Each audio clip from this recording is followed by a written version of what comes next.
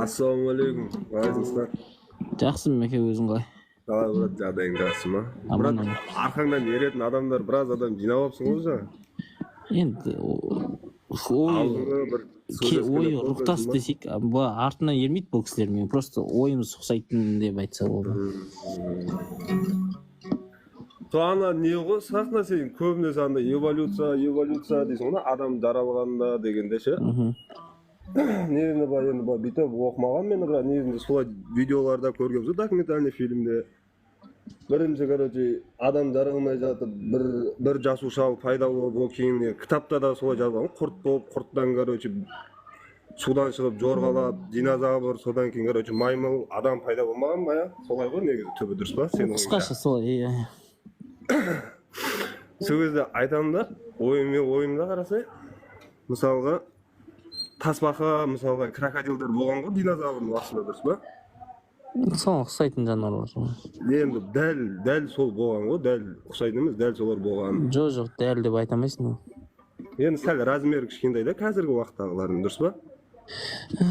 Тура сол деп айтамайсың, соған ұқсайтын. Енді соған ұқсайтындар болғанда, енді мысалға динозаврлар қырылып кетті, мысалға маймылдардан алдын пайда болған. Сол айтамын да, енді қазір тасбақалар неге андай черепаха нинзя сияқты болып, адам сияқты жүрмейді деймін да, сөйлеп, ақылдар жоқ деп ойлаймын да, неге? Енді сөйлеу мен ақыл жануарларға керек деп ойлайсың ба? Жоқ, енді сен де мысалы маймылдан жаралған деп жатсың ғой.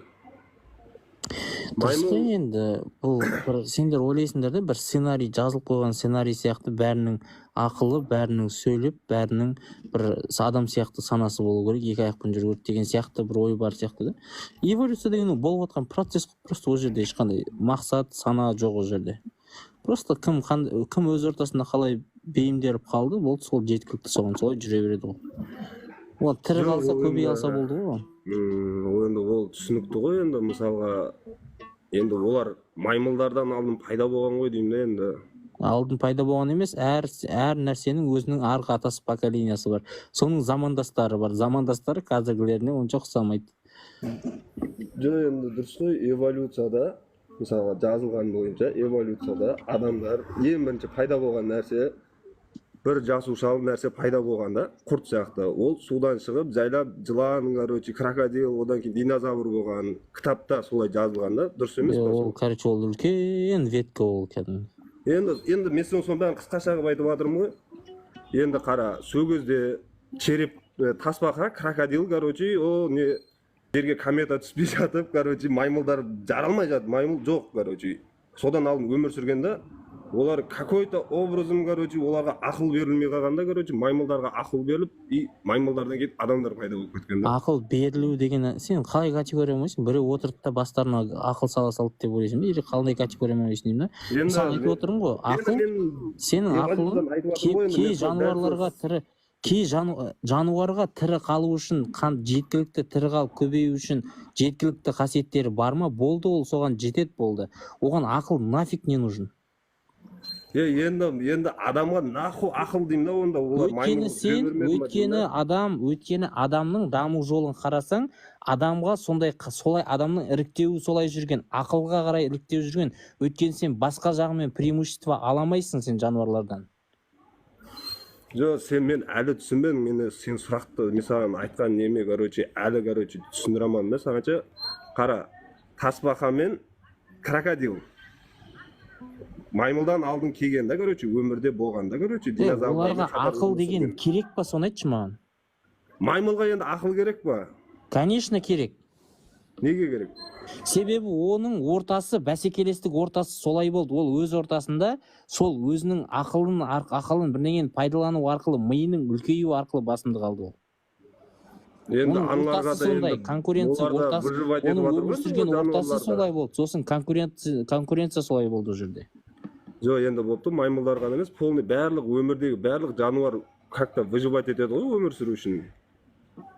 Енді ол ақылсыз-ақ выживать етіп жатыр ғой, мысалы, сен сияқты ойланбай аман есен жүр. Вообще. Сен де вообще дұрыс жауап бермен, ондай жерде де сен де өзің. Дұрыс жауап маған жазып жіберші жекеге, сосын мен саған айтып беремін. Жоқ, мен білмеймін ғой, мен сенен сұрап жатырмын ғой, нерде енді осындай болып, ақылды болып, эволюция не туралы айтып жатсыңдар ғой бағанадан бері. Енді ақыл деген нәрсе керек па, керек емес па айтшы, жануарға тірі қалу үшін. Ақыл деген нәрсе керек емес. Жануардың негізі ақылы жоқ қой, ақылы бар тек қана адамдар.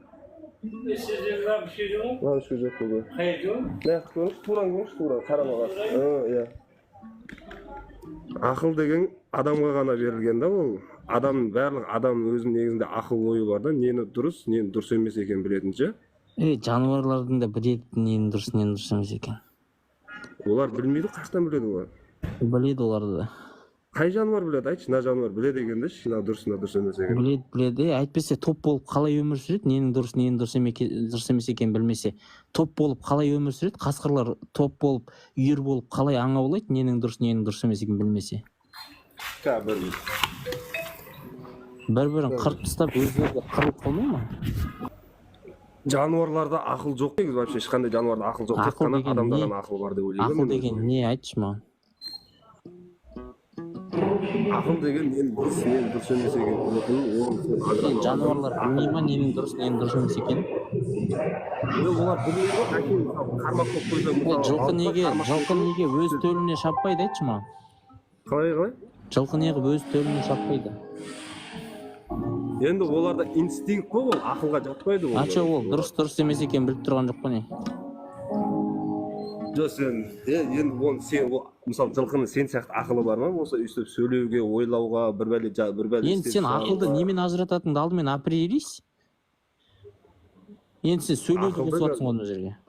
Сол мысалы айтып отырсың ғой, сол ақылды біз осылай сөйлеп, былай ойлауымыз, білуіміз бәрін Құдай берген да бізге да. Содан кейін біз кім айтты саған Құдай берген деп? Мен айттым. Ойыңнан ала салдың ба, қиялыңнан?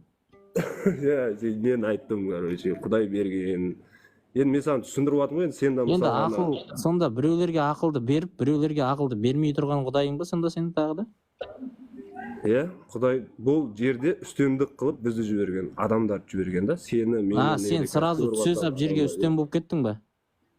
Біз ба? Жерге түсе сап үстем болып кеткенбіз. Сенің үстем екеніңді басқа жануарлар біле ма? Басқа жануарлар қалай біле ма?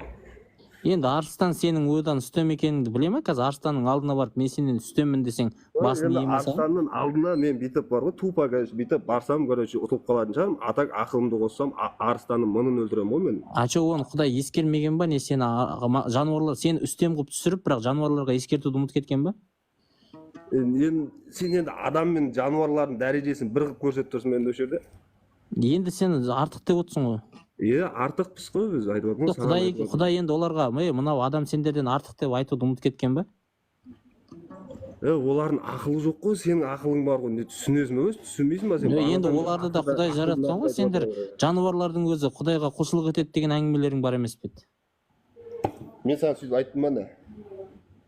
Білмейтін бе едің ондайды? Жоқ, құлшылық қылады ғой, негізі мен саған сөйтіп айттым ба деймін да, жоқ, сен басқа айтпасаң, мен саған айттым ба дегенің, как будто мен өйтіп айтпаймын деген сияқты болып отырсың да? Жоқ, мысалы қарасай, жерде, мысалы планетада, енді сен бұл ақылдысың ғой, ақылды болып отырық қой, енді бәріміз по-своему көріп отқан адамдарда, жазып отқандарда, мысалға жердің өзін адам әлі бір 50%-інде зерттей алмаған да, жерде не бар, мысалы жерді ары барса 11 километр қазған да. 11 километрден дальше қазып саған зачем ол? Кім қазған? Қайерде қазды оны? Не қыласың оны қазып сен? Ол қазамаған жерде. Ары барса 12 километр ма қазған, одан артық жер қазамайды ешкім. Сөйтсе, неге қазамайды екен? Білмеймін ғой, неғып қазамайды. Технология жоқ қой ондай. Ол қай заманда қазғанын білесің бе оны? Болыпты ғой, енді судың астында зерттей алмайды ғой, мысалы қазір адамдар. Зерттеп жатыр ғой судың астында. Сен интернеттің судың астындағы кабельдермен келіп жатқан жоқ па? Ол әшейін су саяз жердегі кабельдермен келіп жатыр. Мұхиттың асты саяз жер ма? Не соғып отырсың? Мақсат мұхиттың асты саяз ба не? Ой, сен мидан қарасай, жақында мысалы біреу қайтыс болып кетті ғой адамдар ше. Не даты, нені тексереміз деп, не даты? Мұхиттың асты таяз ба не? Соны түсамайды ғой, адам мұхиттың астына дейін түсамаған әлі бірде-бір адам. Қойшы, онда Джеймс Кэмеронға не айтасың, ол 11 километрге түскен? Қанша? 11 километрге. Сен басынан көрсей? Батискаф пен Мариан шұңғылмасына Джеймс Кэмерон емес, бірнеше адам түскен ол жерге. 6000 километрге мысалы анада Титаникке 4000 километрдің өзінде адам жоқ болып кетіп жатыр да. Ол 11000, 12000 ол деген. энтузиасттар ғой, ол ғалымдар емес, ол энтузиасттар өздері жасаған. Зерттей алмайды да ғой не бар екенін. Джеймс, қазір Гуглға барып тексеріп көрші, тексермей отырып соға беретіндерің жаман да. Дно Марианской впадины деп жаз. Бопты. Сол енді полный зерттеп тастаған деп ойлайсың ба жерді адамдар? Не бар, не жоқ? Зерттеп жатыр ғой енді. Қанша процентін зерттеген? Білмеймін қанша процентін зерттеген. Жарысында зерттемеген ғой адамдар. Оны қаяқтан білесің сен? Сен адамдар әлі жарысында зерттеп үлгермеген да, и сразу, короче, былай шығып, Құдай жоқ, эволюция. Енді сонда не, жердің сенің Құдайың құтылқы ма, жердің бір бұрышында тығылып отырған? Жоқ, жердің бір бұрышында емес, мен айтып отырмын, мысалы қаншама ғаламшар бар да, мысалға ше, соның алдында жер шаң да, біз шаңбыз да, ішінше көзге көрінбейтінше. Енді сол шаңның ішінде жүрген адамның туалетке кіріп шыққанын аңдып отырған Құдайыңды мелочник деп ойламайсың ба? Кім айтты? Қалай туалетке не дейсің? Сол шаңның тозаңында өмір сүріп жатқан тозаңның тозаңындай кіп-кішкентай бір адамның туалетке қалай кіріп шығып тұрғанын аңдып отырған Құдайыңды мелочник деп ойламайсың ба? Қалай аңдып отыр? Енді сен бүкіл нәрсеңді қарап отыр ғой, қадағалап не істейді екен деп. Бүкіл адам не істегенін бүкіл біледі ғой. Сен еще сол адамның бірдеңе істегеніне ренжіп ашуланады да, мысалы, сен мына шаңның бір тозаңына ашуланасың ба? Жоқ, мысалы соны айтып алайын да, тоқсан мен мысалы сол шаң тозаңдаймыз да, мысалы да, адам да соны әлі, короче, өзінің өмір сүріп жатқан жерін әлі толық зерттей алмаған да, әлі ше. Енді Марсқа барған деген ол рас өлтіруге білмеймін ғой, Марстан аспаған шығар, әлі миллион. Жоқ, сен айтшы, мақсат шаңның тозаңы сені мойындамаса сен ашуланасың ба? Қалай түсінбедім? Шаңның тозаңы ше, мына ұшып жүрген тозаң сені мойындамады екен деп соған шаңның тозаңына ашуланасың ба сен? Шаң тозаңы? Оның не қатысы бар оның маған? Енді Құдайың сондайға ашуланады ғой деймін. Тозаң мені мойындамады деп Құдайың ашуланып кәдімгі азап жасайды. Жоқ, сен бұл жерде қателеспе бауырым. Адам мен Құдайды салыстыруға болмайды да негізінде. Құдайың адамнан да өткен мелочник болып тұр ғой. Қалай мелочник болып тұр? Тозаңға ашуланып жүрген Құдайға не сұрайсың?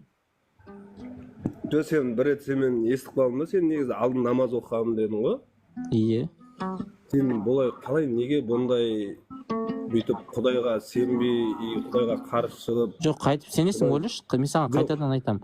Шаңның тозаңы мені мойындамады деп, соны ашуланып, сол тозаңды азаптайтын тозақ жасап жүрген Құдайға қалай сенесің? Жоқ, мысалға да, Құдай маған сенбеді деп, мысалы сен қазір отырған жеріңде инвалид қылып қоймады ғой, мысалы, дұрыс па? Ол дайын деп отыр ғой, тозағын қыздырып ана жақтан сковородкасын. Болды ғой, енді сен өзің біліп тұр екенсің ғой, барлығын біліп тұр. Енді сондай мелочник Құдайды сен қалай мойындайсың деймін да? Сен вообще біртүрлі сұрақтарды қояды. Сен мысалы тайқазанға от жағып, бір тал шаңның тозаңын азаптау үшін тайқазанға от жағасың ба? Мысалға Құдай бізді жаратты, бізге ақыл берді. Ең үстем бізді ең важный нәрсеміз біздің ақылымыз бар да. Адамдардың өз сөйлей алады, өз ойын айта алады. Ақыл жоқ сөйлей алмайтын адамдар. Ақыл жоқ сөйлей алмайтын адамдар, енді ол ауру адамдар да. Олар по приколу жаратқан ба? Олар прикол ұстап жаратқан ба? Жоқ, олар по прикол жаратпаған, оларда өздерінің, короче, солай жаратылған, өздерінде жеңілдіктері болады ғой, солай жаралған. Жеңілдік деген не әңгіме? Онда әуел бастан жасамай-ақ қоймаймын ондай нәрсені. Жоқ, мысалға сен мынандай айтып отырсың да, мысалға ше, мен жаратпақ қоймай ма деген сияқты әңгіме айтып тұрсың сен ердегі. Жаңа сөйлей ақыл, сендерді адамдарды ақыл беріп, сөйлей алатын қылып жасаған екен де, онда сөйлей алмайтын ақыл жоқ адамдарды жасамай-ақ қоймай ма деймін. Бопты, брат, сен енді по-любому қалай айтсақ та түсінбейді екенсің. Не себеп болды деймін да, сен бұлай. Түсіндіріп берші маған, айтшы. Жоқ, мен саған айтайын, бопты, екеуміз арамызда болып жатыр ғой, ол әңгіме шаң. Мақсат, сен маған түсіндіріп берші сенің Құдайыңның шаңның тозаңы мені мойындамады деп ренжіп, соған тайқазанға от жағып, соны азаптаймын дейтін Құдайыңа қалай сен жүрсің? Жоқ, енді мысалға қара да, мысалға пример келтірейін, мысалы сен ит бағасың да, қара да, ит. Мысалы ретінде айтайын да, ит бағасың, мысалы итің сені келіп тамақ беріп, мысалға ит не бағып қағып жүрсің да ит келіп сен короче бір күн саған үріп короче үйіңе кіргізбей тұрса не істейсің ол итті? Ол итті мен жаратқан болсам ба? Жоқ, не істейсің сол итті айтшы. Итті қуып жібересің. Қуып жібересің. Не дәшін айта бересің. Қуып жібересің деп таспен ұрып тастайсың, ұрып өлтіріп тастайсың ғой, конкретно келгенде ол жағында. Енді прям ұрып өлтірмеймін енді, апарып приютқа ұрасың ғой енді тәрбиелеймін деп ұрасың, дұрыс па? Ұрасың, иә. Иә, енді сондай сөйтіп тура айтса, брат, сен олай өйтіп. Иә, бопты, жарайды. Ұрасың, жарайды. Иә, ұрасың. Енді мен саған сөйтіп түсіндірдім, короче, ары қарай түсіндіре алмаймын. Енді ит тура сен сияқты тіршілік иесі ғой, дұрыс па? Короче, брат, қарасай сен, мен оның бар ғой, мен саған дәл мына қазір сұрақтарыңа ше, бүйтіп жауап берейін десем, мен қазір артық кіріп кетемін да, короче, мен өйтіп артық сөйлегім келмейді да ше. Иттің өзім бар ғой, қараш, мен бар ғой, мені итім тістеп алсашы, мен итімді апарып бар ғой, тірідей қазанға салып қуырмаймын ше. Датабо топас емеспін, ондай жауыз емеспін мен ше. Усыплять етсейсің, қара, мақсат итті усыплять етесің. Итті усыплять етесің, мысалы, дәрі салып сөйтіп не қылады да, мысалы, егер ауырып отырмысың. Бірақ мақсат, итің мені құлақтыршы, мақсат, сен итіңді сөйтесің ба, итің сені тістеді екен деп апарып тірідей қазанға салып қуырасың ба өртеп? Ол құдайға ше, құдай. Енді адам істемейтін жауыздықты істейтін қандай құдай сенікі? Ол бар ғой, біздің ойымыздағыдай, біздің өлшеміміздегідей ойлайтын не емес та, зат емес та, түсінің ба? Енді мақсат сен істемейтін жауыздықты істеп отқан жоқ па енді ол? Қалай мен істемейтін жауыздықты?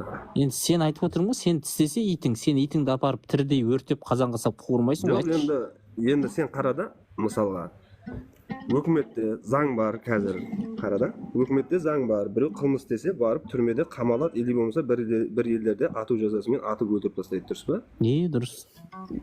Дұрыс па? Иә. Енді қара, енді өкіметтікі дұрыс па, дұрыс емес па? Сол істеп атқаны.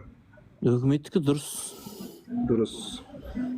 Енді дәл сол сияқты Құдай сені жаратты ғой, енді сен мысалға бір жерде біреу күнә жаса, біреудің ақысына кір, біреуді бірдеңе істе, мысалы, или болмаса тайный, мысалы, бір бәле істеп жатса. Өкімет деген өзіміз сияқты, өкімет деген, мына біз сияқты өзіміздің адамдар ғой ол. Жоқ, енді басқаша мысал келтіріп алдым, енді сондай мысалға да, сол сияқты мысалы жамандық істеп жасап алған қоғамымыз ғой деймін да, бұл өзіміз сияқты адамдарға қатысты. Біз мысалы айтып отырмын ғой, жаңағы теңіз микробтарға заң шығарып отқан жоқпыз ғой, мысалы адамдар отырып алып микробтарға заң шығарып отқан жоқ та, микробтарды азаптау туралы, соларды мойындату туралы заң шығарып отқан жоқпыз да біз ше.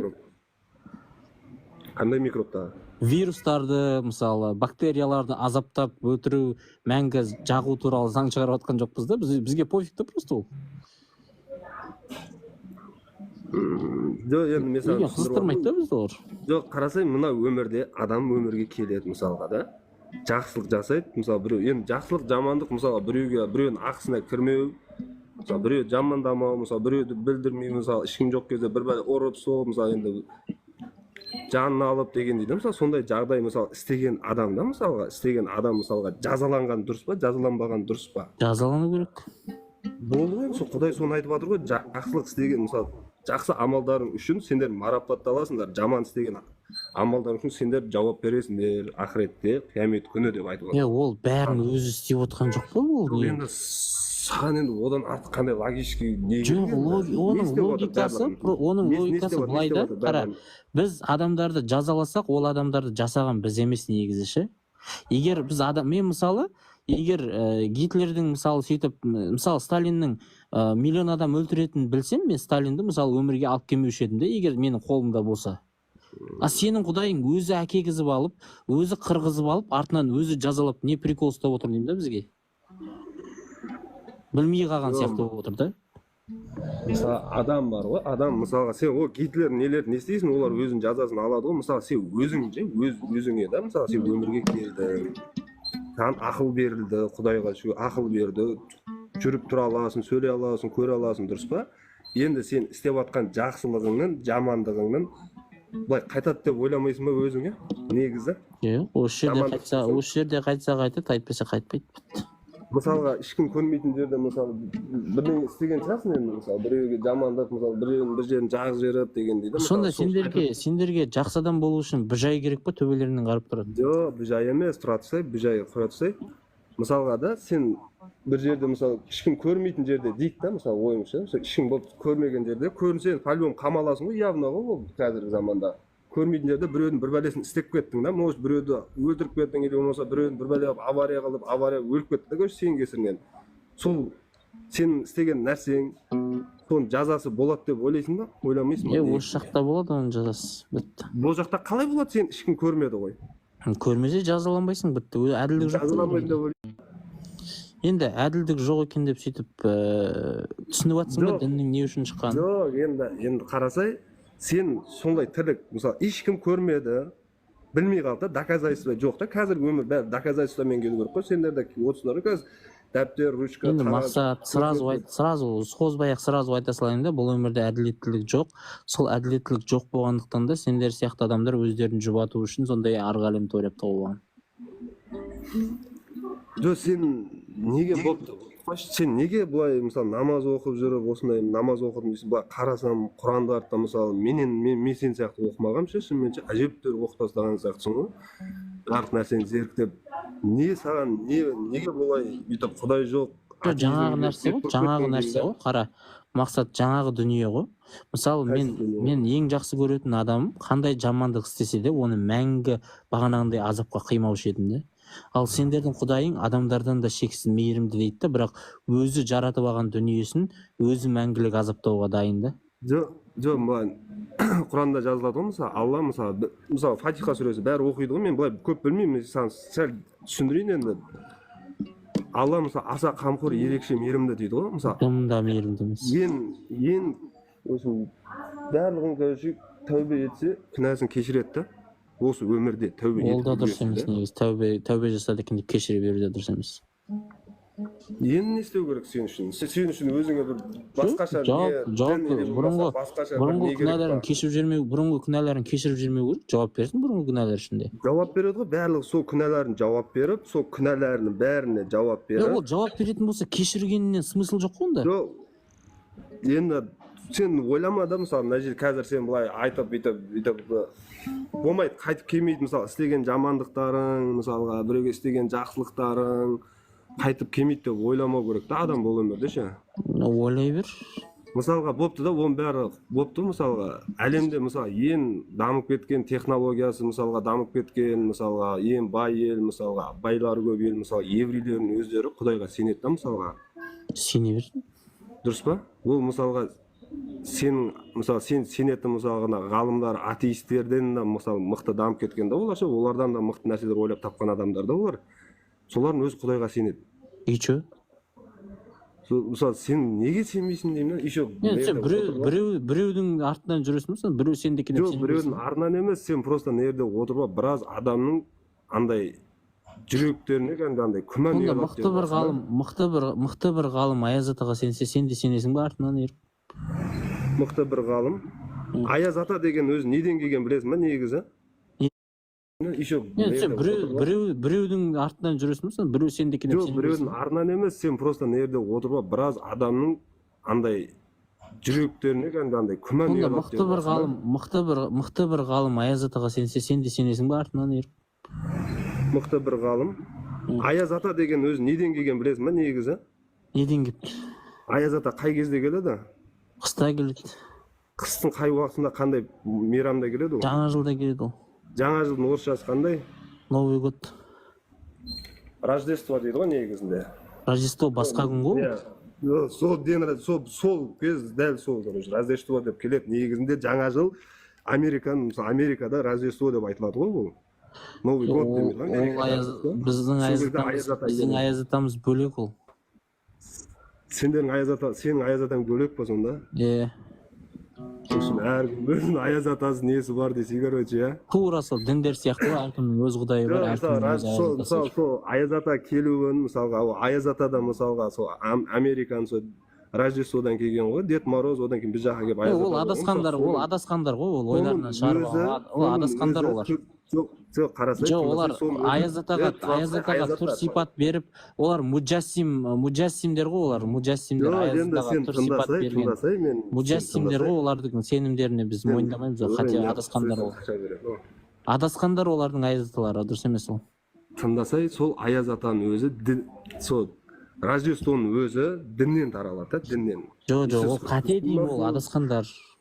Соның туылған кезінен ба басталады негізі Рождество дегенше, дін жағынан келген мейрам. Ол христиандар бұрмалап байланыстырып алған. Сен Құдайға сенбейсің ғой, не қыласың ол Рождество, Аяз атаға сеніп? Ол адасқандар сөйтіп байланыстырып жасап алған Аяз аталарын. Адасқан. Жоқ, сен жасап алғансың ғой, нерде мойындасай, сен неге Аяз ата өзі айтып кеткен. Аяз ата өзі айтып кеткен. Бәленбай Аяз атаның түрі болады, бірақ ішінен біреу ғана рас. Кім айтып кеткен дейсің? Аяз ата. Аяз ата?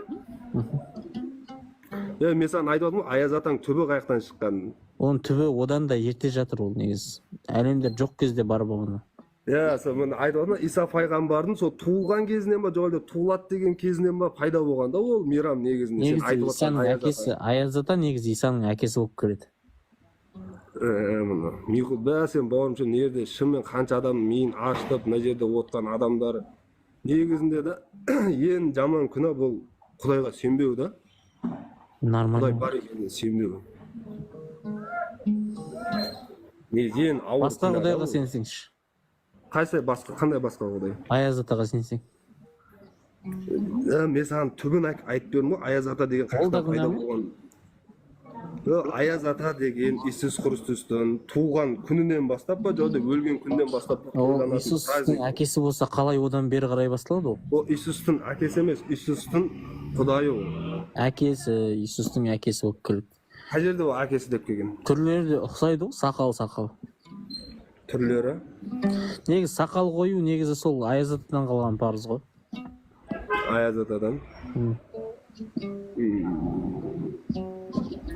В общем, не керек? В общем, жерде біраз адамдар отыр ғой, мынау деп мысалы айтып жатыр ғой, бүйтіп өз ақылды болып. Оған ойланып қалмаңыздар, өздеріңізді ізденіңіздер. Эволюция деген ол мысалға бағанағындай ғой. Тасбақалар одан бұрын жаралғанда, бірақ одан кейін жаралған маймылдар адам болып кеткенде, бірақ тасбақалар адам болмай қалғанда, короче, сондай сияқты бұлар айта береді. Тасбақалар адам болмай қалған. Солар адам болмай. Сенің енді сөйтіп айтып жатқаның. Сонда жұрттың бәрі балықтар да адам болу керек па сонда? Соны айтамын, балықтарға неге ақыл берілмеген? Құстар неғып адам болмайды десе. Құстар неғып адам болмайды. Балықтар да кім мақсат балықтар да ойлайтын шығар осы адамдардың бәрі неғып балық болмайды, жануардың бәрі неғып балық болмайды. Жоқ, енді сен сондай құстар да сөйтіп ойлайды ғой. Жоқ, құстар да сөйтіп ойлайтын шығар, мына балықтардың бәріне құс болмайды, маймылдың бәріне құс болып кетпейді деп ойлайтын шығар әрқайсысы сөйтіп. Шынымен ғой, балықтар сен айтып жатқан әңгімең сол да. Сен айтасың да маймылдан жаралған, маймыл эволюциядан дамыған, одан кейін бір бәле болған, шірбәле болған. Әне бір бәле шірбәле деп жүрсең сен, бір бәле шірбәле деп түк түсінбей қисық бірдеңелерді алып аласыңдар да, содан кейін ойбай мына өтірік деп жүресіңдер. Оқысай мақсат оқы, бір бәле шірбәле деп миды ашытпай оқы, содан кейін түсінгеніңді айт. Біз де сенен біліп алайық.